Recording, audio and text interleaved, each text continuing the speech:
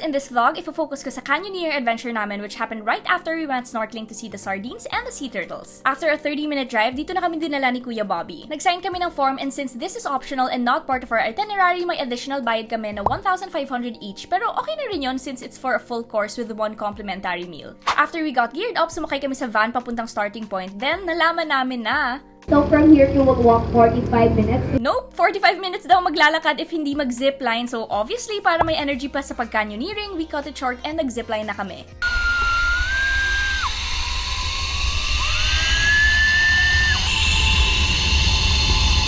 Pagbaba namin ng zipline, may karinderya doon so kumain muna kami ng pansit for energy and breakfast. Habang naglalakad kami ni Ken, si Kuya Bernard naman ay nagpapakalyo ng puwet. Grabe, di ko kaya yan, mahulog pa ako. Di tapos na agad yung adventure. After siguro 10 minutes of walking, ito na yung nakita namin. It's so beautiful pero wala pa yan. Kung first timer ka like me, ito pa lang yung mga chill moments kasi pwede ka pa humiga. Okay, higa lang straight. Hawak sa ilong. Okay. Straight lang. Straight lang katawan, sir. Hawak sa ilong. O diba, relaxed pa yan, but a few meters away, may first jump na.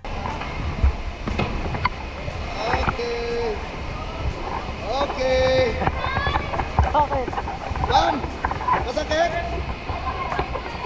Paano naman di sasakit yung puwet ko niyan? Eh, ganyan ako nag-jump. Huwag kang mag-alala, kasama sa package yun.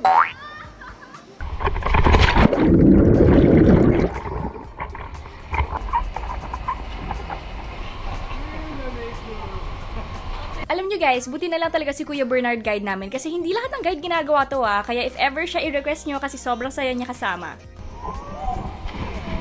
Walang sakit sa katawan. Dito sa pinakadulo.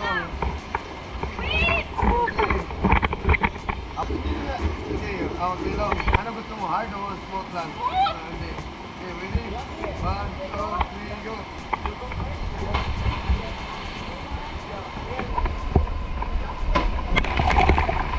Ito talaga yung nagpa-motivate sa amin bilisan yung paglakad kasi malayo pa lang super amoy mo na yung barbecue. And in fairness, masarap at malambot yung meat ha. Pero after nyan, jump na ulit!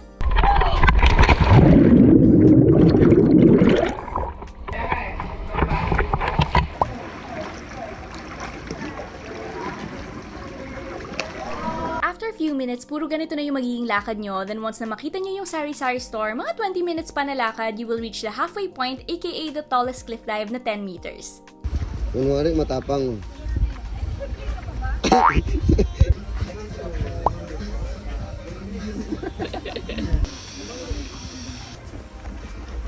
Kita nyo yan? That's where we'll go and sa mga nag-half course, you will stop here.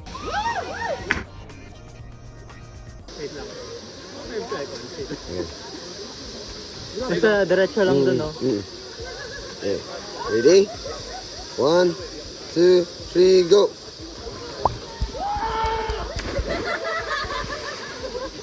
Ano yun? Ma'am! No! Ayun tatawa dyan, no? Alam nyo guys, tinry ko naman talaga mag-jump pero nanginig talaga yung tuhod ko and as an overthinker, super na-stress na ako kaya doon na lang ako sa monkey swing mamaya. To get there, syempre lakad-lakad pa ulit until we reach this parang wall.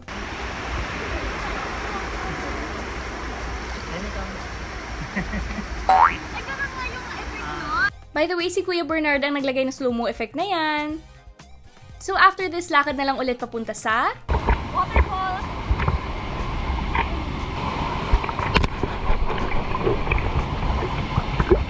Eh, hawak sa bato, hawak sa bato. Hawak. Ma'am. Hawak sa bato.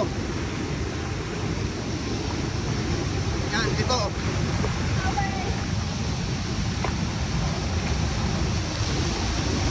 Sorry, nasipa.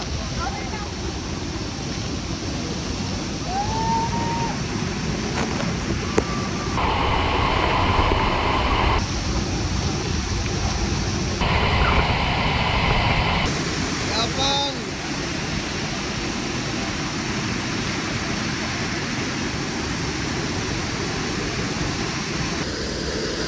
One, two, three, yeah.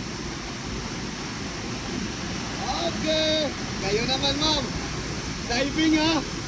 Okay, ready? Saan na kayo papunta? Oo.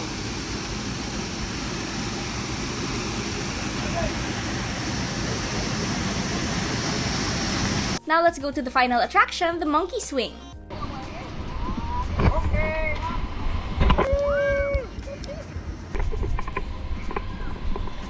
And 4 hours later, Kawasan Falls. Yan yung last. na-reach na rin namin ang Kawasan Falls. After picture taking, lakad na lang ulit. And from here, you have the option to ride the motorcycle pabalik for 60 pesos or just walk for 15 minutes. Naglakad na lang kami kasi pinang-zipline na namin yung money. Finally, back in the van. Super pagod and dito talaga kami naging super tan kaya maghanda na kayo ng mga sun protection nyo guys. Pagbalik namin, may nakahanda na food na hindi tinipid. So that's it guys. Hope you enjoyed watching the video and alam nyo na ha, si Kuya Bernard hanapin nyo. Yun lang. Thanks for watching!